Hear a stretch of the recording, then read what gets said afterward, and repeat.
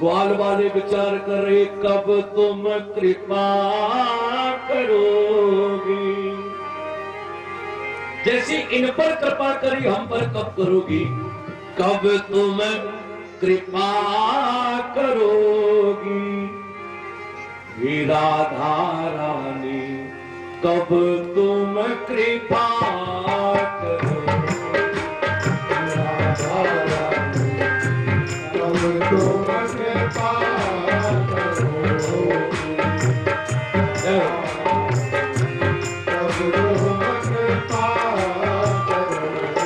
देखो सभी लोग कृपा मांगा करो।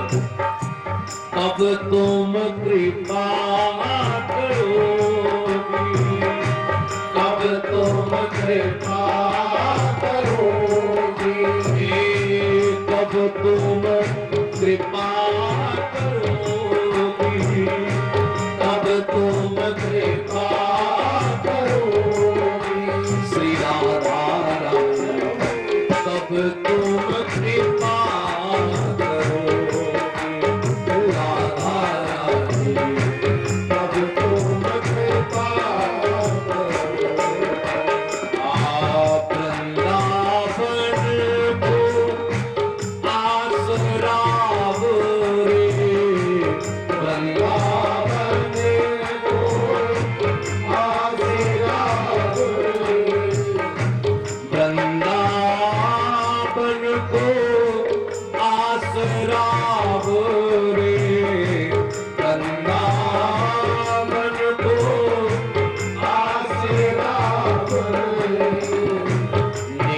शरणन कब होगी। निज शरणन कब होगी। श्री राधा रानी, कब तुम कृपा करोगी। राधा रानी, कब तुम कृपा करोगी। अति दुर्गम भव जान बंधो है। अति दुर्गम भव जान बंधो है। अति दुर्गम भव जान बंधो है। अति दुर्गम भव जान बंधो है। निज शरणन कब होगी। निज शरणन कब होगी। श्री राधा रानी, कब तुम कृपा करोगी। राधा रानी, कब तुम कृपा करोगी।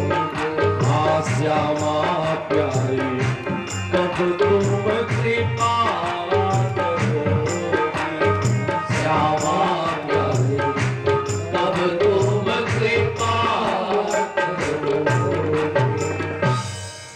राधा रानी की जय हो।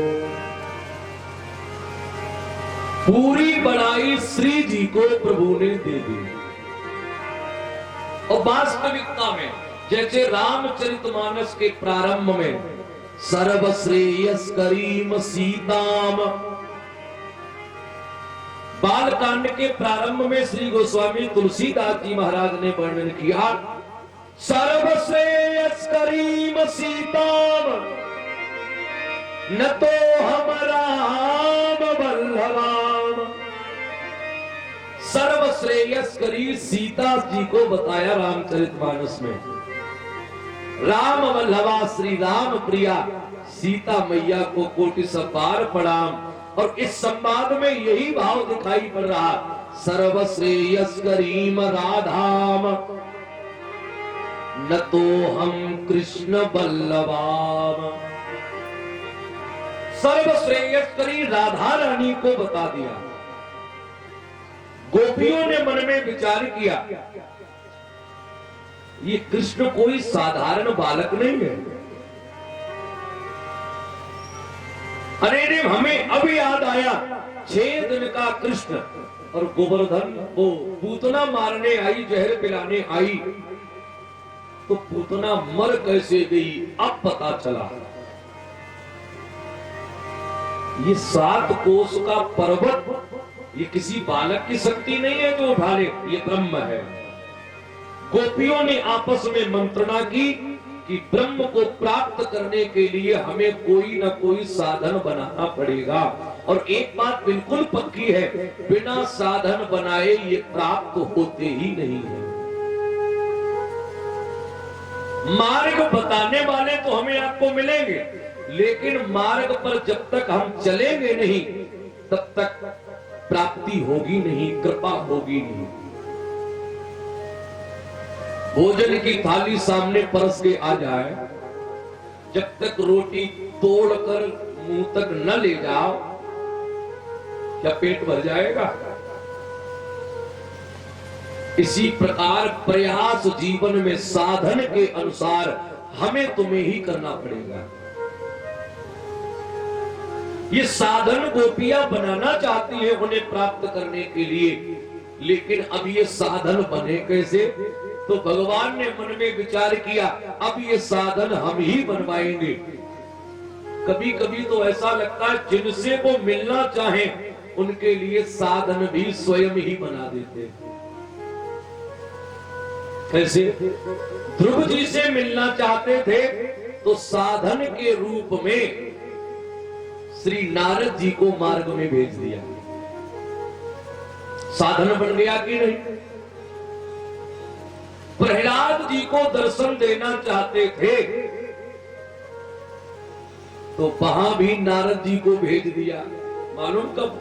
विष्णु पुराण में कथा है कि जब प्रहलाद जी अपनी माता कयादु के गर्भ में थे, हिरण्यकशिपु मंदराचल पर्वत पर तप कर रहा, इंद्र ने मन में विचार किया कि 3 इसके बालक हैं, संलाद, अनुल्लाद और आह्लाद। चौथे गर्भ के द्वारा भी पुत्र ने जन्म लिया तो इसकी शक्ति और बढ़ जाएगी। इसलिए कयादु का अपहरण करके इंद्र ले जाने लगे, गर्भ को नष्ट कर देंगे। रुदतीम कुरुरी मिब, विष्णु पुराण में प्रमाण है कि कुरुरी पक्षी के समान कयादु रो रही, बिलक रही। नारद जी ने जो किसी माता के रोने की, बिलकने की आवाज सुनी सो एकदम प्रकट हो गए। इंद्र के हाथ से कयादु का हाथ अलग करते हुए बोले, इंद्र तुम्हें लाज नहीं आती? एक बार संसार में तुम्हारा सम्मान विदा हो चुका है, मूर्ति पूजा बंद हो चुकी है, फिर भी तुम्हें ये काम करने में लाज नहीं आती? इंद्र बोले, महाराज आपको नहीं पता, इसके गर्भ से पापी जन्म लेगा, हिरण्यकशिपु का बल और बढ़ जाएगा। नारद जी बोले, इसके गर्भ से भगवान का भक्त जन्म लेगा। अरे इसी के कारण ही तो पापी मारा जाएगा। इंद्र बोले, महाराज तो आप जानो, ले जाओ कयादु को, छोड़ दो इसके भवन में। लेकिन नारद जी ने कयादु को उसके भवन में नहीं छोड़ा। जब हिरण्यकशिपु जब तक वापस नहीं आया, कयादु को अपनी कुटिया में स्थान दिया और नवदा भक्ति का उपदेश देते रहे। गर्भ में है भक्त प्रहलाद, तो नारद जी को भेजकर भक्त बना दिया गर्भ में प्रहलाद को। श्रवणम कीर्तनम विष्णु स्मरणम पाद सेवनम अर्चनम बंदनम दास्यम सख्यम आत्मनिवेदनम। तो जहां से मैं चला था, कभी कभी लगता है कि वो मिलना चाहे तो विधान खुद ही बना देते हैं, और न मिलना चाहे तो कठिन तप करने के बाद भी नहीं मिलते। इच्छा तो उन्हीं की है। अरे वो बहुत बड़ी सरकार है, छोटी सरकार का भी कोई अधिकारी न मिलना चाहे तो उसकी इच्छा के बिना मिल सकते हैं क्या? वो चक्कर काटो कि मिल जाए विधायक जी, राष्ट्रपति जी मिल जाए, उनकी इच्छा नहीं है, बोले ठीक है कह दो निकल गए। और इच्छा है तो कितने भी व्यस्त हो, बोले 2 मिनट के लिए बुला लो, समय कम है। तो जब छोटी सरकार के लोग न मिलना चाहे तो न मिले, मिलना चाहे तो मिले, तो वो तो बहुत बड़ी सरकार है। और जो बहुत बड़ी सरकार जब मिलना चाहे तभी वो मिलते हैं, उनकी कृपा के बिना भाई कुछ है नहीं। उनकी कृपा के बिना क्या है? गोपियों ने साधन बनाने का प्रयास किया, और साधन जब तक मजबूत ना हो तब तक आनंद आता नहीं है। इसलिए साधना हमें जीवन में अवश्य करनी चाहिए। और साधना का अर्थ ये नहीं है कि आप 2 घंटे 4 घंटे 10 घंटे आसन पर बैठे रहे तो समझो साधना हो गई। ऐसा नहीं है। भले ही हम आसन पर न बैठ पाए, केवल मन उनमें लगा रहे। देखो बड़े प्रेम से आप लोग सुने, मन केवल लगा रहे हमारा उनमें। काम करते रहो, नाम जपते रहो। कोई भी वेद पुराण शास्त्र ये नहीं कहता कि आप काम छोड़कर समाधि लगा लें तभी मिलेंगे, ना ना। काम करते रहो, नाम जपते रहो। प्यारे गोविंद का तुम ध्यान करते रहो। भक्त पाएगा प्रभु को कभी ना कभी। प्रभु जी आएंगे मिलने कभी ना कभी। ऐसा विश्वास मन में जमाते चलो। कृष्ण गोविंद गोपाल गाते चलो। श्री तुलसीदास जी ने भी प्रमाण दिया, कर से कर्म करे विधि नाना। कर से कर्म करे विधि नाना। कर से कर्म करे विधि नाना। कर से कर्म करे विधि नाना। मन राखो जहाँ कृपा निधाना। मन राखो जहाँ कृपा निधाना। मन हम अपना वही रखें जहाँ कृपा निधान है। ये पैर हमारे किसी भी तरफ चलते चले जाएं, इन हाथों से हम घर गृहस्थी का अपना कोई भी काम करते रहें, लेकिन मन राखो जहाँ कृपा निधाना। और खेल जीवन में सब मन का है। गोपियों का मन ही तो उनमें जुड़ गया है।